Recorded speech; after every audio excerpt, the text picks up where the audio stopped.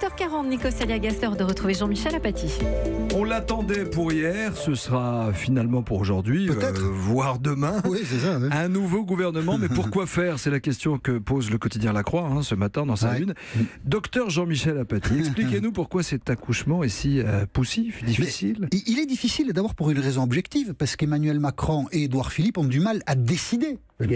Si eux décident, c'est fini. Ils ont du mal à se décider, c'est-à-dire qu'il y a beaucoup d'hésitation entre eux. Et ça traduit, de la part d'Emmanuel Macron et d'Édouard Philippe, des divergences dans la sensibilité et dans l'approche des questions politiques. Ce qui peut symboliser ça, c'est le remplacement de Gérard Collomb au ministère de l'Intérieur, qui s'avère très difficile. Depuis une semaine, le président de la République et le Premier ministre ont chacun leur candidat. Ils ont du mal à s'entendre sur le nom d'un successeur. On nous dit ce matin qu'il n'y en a plus que deux en lice, qui seraient Christophe Castaner et Gérald Darmanin. Bon, enfin, il faut choisir l'un des deux. Tout a l'air très compliqué, même si on dit ce matin aussi que Christophe Castaner tiendrait plutôt la corde. Mais en fait, personne n'en sait rien. Les deux hommes ont aussi du mal à s'entendre sur l'organisation d'un nouveau Beauvau, d'un nouveau ministère de l'Intérieur. Est-ce qu'on réduit le périmètre pour soulager un ministre expérimenté? Est-ce qu'on nomme à ses côtés un secrétaire d'État, ce qui peut compliquer la gestion de la machine policière? Toutes ces questions-là, Emmanuel Macron et Édouard Philippe n'arrivent pas à les trancher entre eux. Ça, c'est un problème. Et c'est l'enseignement principal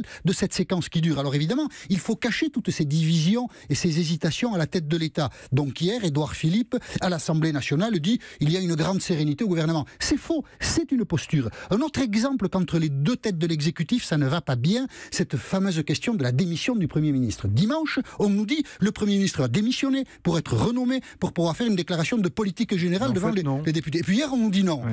Mais pourquoi? Parce que dès dimanche soir, Édouard Philippe, l'idée était de l'Élysée, dit à Emmanuel Macron « je ne suis pas d'accord avec cette procédure qui paraît trop artificielle, pas très claire, donc non ». Et il faut qu'il parle plusieurs jours avec Emmanuel Macron pour qu'hier, entre les deux hommes, il soit acté qu'il n'y aura pas de démission. Un autre exemple, vous vous souvenez la semaine dernière, c'était mercredi dernier, la froideur absolue d'Édouard Philippe lors de la passation des pouvoirs avec Gérard Collomb.